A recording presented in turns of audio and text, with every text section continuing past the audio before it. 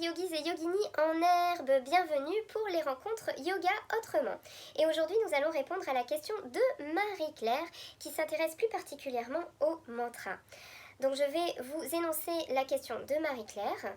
Est-il nécessaire de comprendre la traduction des mantras, la signification, pour en sentir les bienfaits?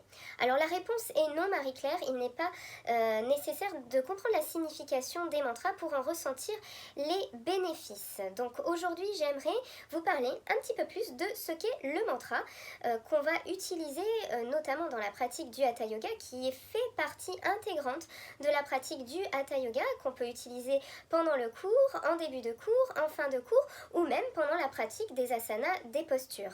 Le mantra signifie globalement la protection de l'esprit.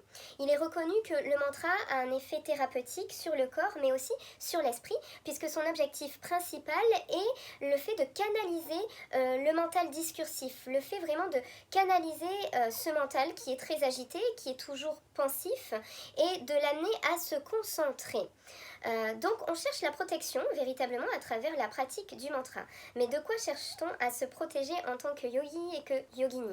Eh bien il faut savoir que selon la culture védique, c'est principalement de la pensée discursive, du mental agité, du bruit intérieur incessant que nous cherchons à nous protéger. Donc c'est un petit peu comme si on allait poser avec le mantra une couche invisible de protection au niveau du mental. Parce que finalement les démons, ils sont jamais à l'extérieur, ils sont plutôt à l'intérieur. Ce sont principalement nos pensées, nos émotions qui vont nous causer du tort. Quand on a des pensées à caractère négatif, on va induire justement une fréquence négative dans nos cellules et autour de nous, dans notre corps à la fois physique, dans notre corps émotionnel, mais aussi dans notre corps pranique, notre corps d'énergie. Voilà, donc faites peut-être un petit test, vous vous posez pendant 10 minutes, un quart d'heure, voire même 30 minutes avec une feuille blanche, un stylo et notez toutes vos pensées, toutes les pensées qui vont vous traverser pendant 30 minutes. Et bien vous allez voir que le nombre de pensées est incroyable et bien souvent ces pensées viennent de partout et n'ont aucun sens. Il n'y a pas vraiment de sens dans la pensée. Donc le mantra va protéger des pensées mais va également nous sortir un petit peu de nos conditionnements, nous permettre d'aller vers un détachement de la fluctuation mentale. Vraiment, on va aller vers une clarté mentale et on va libérer petit à petit le voile de l'illusion. On va se rendre compte que toutes ces pensées qui nous traversent nous appartiennent sans nous appartenir réellement puisqu'elles viennent soit du passé, du souvenir, soit du futur que l'on projette et qui n'existe pas réellement. Donc du coup, dans l'instant présent, la pensée n'a pas lieu d'être et va agir de manière subtile sur notre corps énergétique. Alors, sur quoi et comment agit un mantra? C'est vraiment quelque chose sur lequel j'aimerais porter votre attention, un point essentiel, qui est un petit peu technique, mais je sais que mes élèves seront vraiment heureux de recevoir cette information. Donc peut-être pour les personnes qui ne sont pas des yogis avérés, mettez peut-être cette information de côté pour l'instant, mais essayez peut-être de la comprendre. Donc, comment et sur quoi le mantra agit? Eh bien, de manière assez concise, il faut se rendre compte que la récitation d'un mantra va créer une vibration.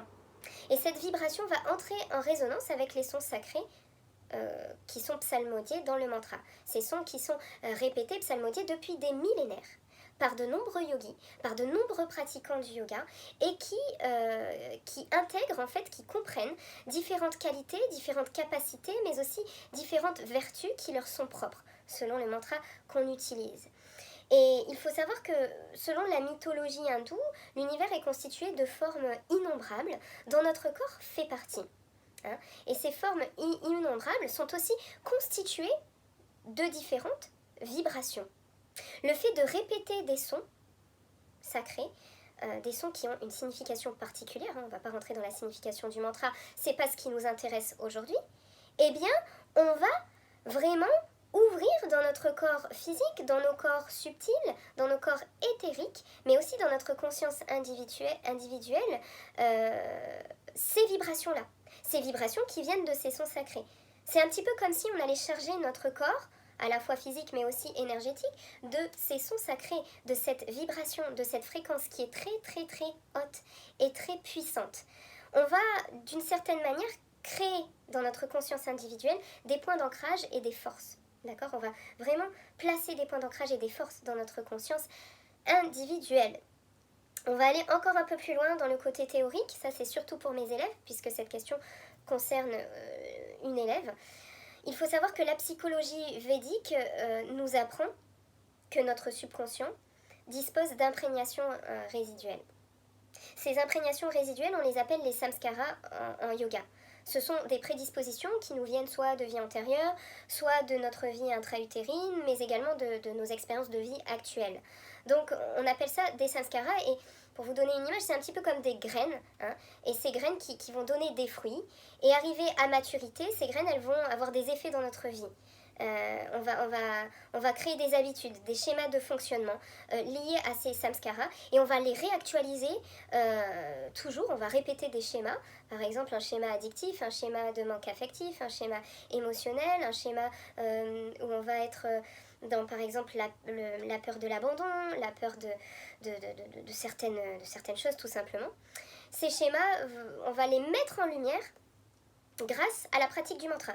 La pratique du mantra met en lumière nos schémas répétitifs, nos samskaras, qui ont créé en fait des vasanas, des habitudes, des conduites habituelles qu'on va perpétuer dans notre vie, et va en quelque sorte les éliminer, hein, les mettre en lumière. On va les mettre en conscience grâce au mantra. Donc là, c'est vraiment le lien psychologique, hein, avec la pratique du mantra. Donc c'est vous dire que le mantra est très puissant, et c'est très dommage de ne pas l'utiliser dans la pratique du yoga, car ça a vraiment un effet thérapeutique très très très puissant. On va agir et on va réactualiser nos schémas anciens, nos schémas qui peuvent venir de vie antérieure, si on a cette croyance-là. On va réactualiser aussi nos croyances, on remet à niveau notre psychologie. Voilà pour ce qui est du mantra. Il faut savoir que j'ai eu aussi un petit descriptif des effets du mantra. Je sens comme un subtil tremblement dans le corps, dans toutes les cellules, et sentiment de légèreté, de flou dans les limites de mon corps.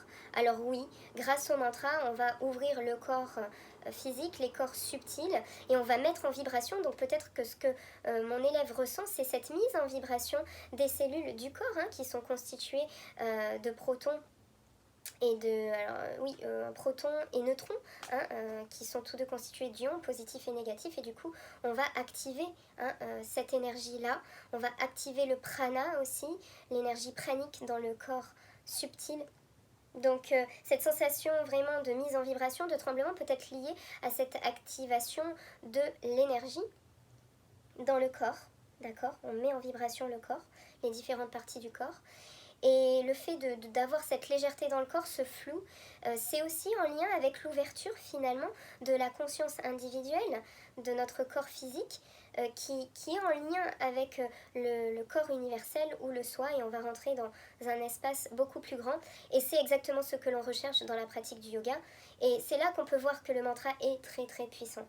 Hein. On pourrait faire des pratiques en fait uniquement par la récitation des mantras en yoga, ça aurait les mêmes effets que les asanas. On peut choisir simplement d'utiliser l'outil mantra pour aller vers le but ultime du yoga, qui est justement moksha, la libération des souffrances, et le fait d'entrer dans la méditation profonde, dhyana, pour aller vers l'extase ou l'enstase finale. Voilà, je crois avoir fait le tour. Je vous en ai beaucoup dit, et puis je vous souhaite une très très bonne soirée. N'oubliez pas de vous abonner à ma chaîne si cette vidéo vous a semblé utile. N'oubliez pas de la partager aussi, car j'espère que voilà, mes vidéos pourront servir à d'autres personnes. Je vous dis à très très bientôt. Bye bye.